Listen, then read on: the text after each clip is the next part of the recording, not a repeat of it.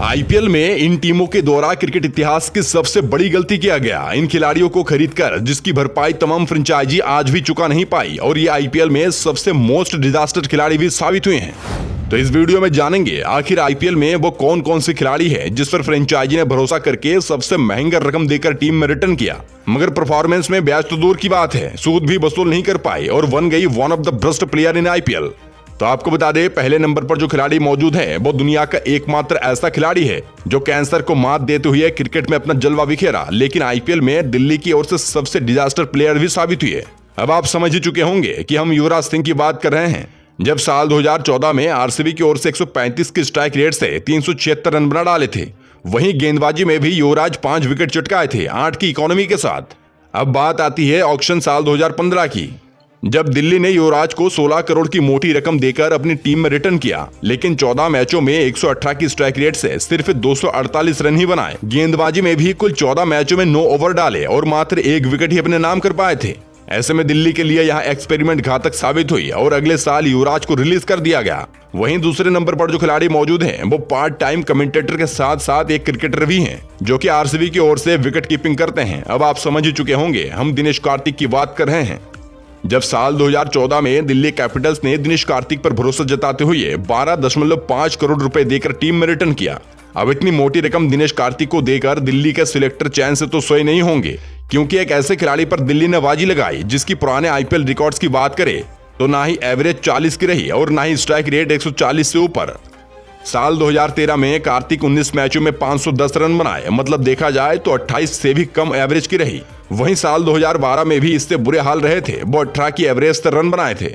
अब दिल्ली सिलेक्टरों की यह एक्सपेरिमेंट भी इतनी खराब निकली कि कुल मैचों में सिर्फ 50 रन बनाए 25 की स्ट्राइक रेट से, जिस कारण अगले साल दिनेश कार्तिक को दिल्ली ने भी रिलीज कर दिया। अब एक गलती दिल्ली बार बार दोहरा रही थी। साल 2016 में भी वही गलती दिल्ली ने फिर दोहराया और लेफ्ट आर्म स्पिनर की मांग के चलते 8.5 करोड़ रुपए खर्च करके पवन नेगी को टीम में रिटर्न किया। लेकिन दिल्ली के पास पहले से ही अमित मिश्रा, इमरान ताहिर, शहबाज नदीम जैसे खिलाड़ी मौजूद थे। अब दिल्ली के लिए पवन डिजास्टर कैसे साबित हुई है, ये बताने से पहले आपको बता दें कि दिल्ली की जो सिलेक्टर ऑक्शन में बैठे थे, शायद वो गांजा फूक के बैठे थे कि कोई भी खिलाड़ियों की पिछला रिकॉर्ड नहीं खंगाला और टीम में रिटर्न कर लिया। वहीं अगर हम पवन की बात करें तो साल 2012 से लेकर 16 के बीच 21 मैच खेले जिसमें 13 विकेट ही ले पाए। जी हाँ दोस्तों, यहाँ एक मैच नहीं बल्कि 4 साल की बात हो रही है जिसमें सिर्फ 13 विकेट लिए। अब दिल्ली को लगा गेंदबाजी को छोड़ो, बल्लेबाजी में कुछ अच्छा करके दिखाएंगे, लेकिन पता चला कि पिछले 2 सालों से पवन ने तो बैटिंग ही नहीं किया। और ये बात जब तक दिल्ली को मालूम चला, गाड़ी पटरी से निकल चुकी थी। उस सीजन पवन ने कुल 57 रन बनाए और 8 मैचों में सिर्फ एक ही सफलता अपने नाम कर पाए।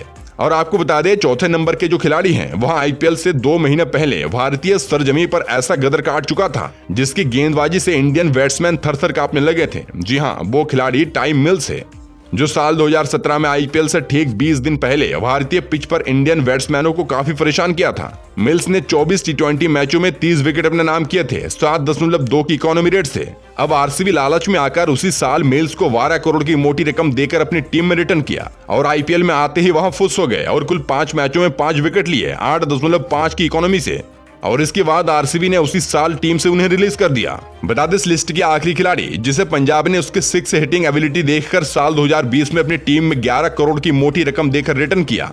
और अब तक आप तो समझ चुके होंगे कि हम ग्लेन मैक्सवेल की बात कर रहे हैं। ऐसा नहीं है कि पंजाब के पास बड़े बैट्समैन नहीं हैं। पंजाब के पास केएल राहुल, क्रिस गेल और निकोलस पूरन जैसे खिलाड़ी मौजूद थे, लेकिन पंजाब को एक हाई हिटिंग ऑलराउंडर खिलाड़ी की जरूरत थी जो ग्लेन मैक्सवेल पूरा कर सकते थे। लेकिन पूरे टूर्नामेंट सिर्फ 108 रन बनाए, सिर्फ 15 की एवरेज थे और हाईएस्ट रन स्कोर 32 का रहा और पूरे सीजन मैक्सवेल ने एक छक्का तक नहीं लगाए। मैक्सवेल की हालत इतनी बुरी थी जिसे देखकर सीएसके के खिलाफ ग्रुप स्टेज मैच में ही मैक्सवेल को बाहर कर दिया। दोस्तों, फिलहाल इन खिलाड़ियों में कौन से खिलाड़ी सबसे डिजास्टर साबित हुए, हमें कमेंट सेक्शन में कमेंट करके बताएं। Bureau report, cricket positive.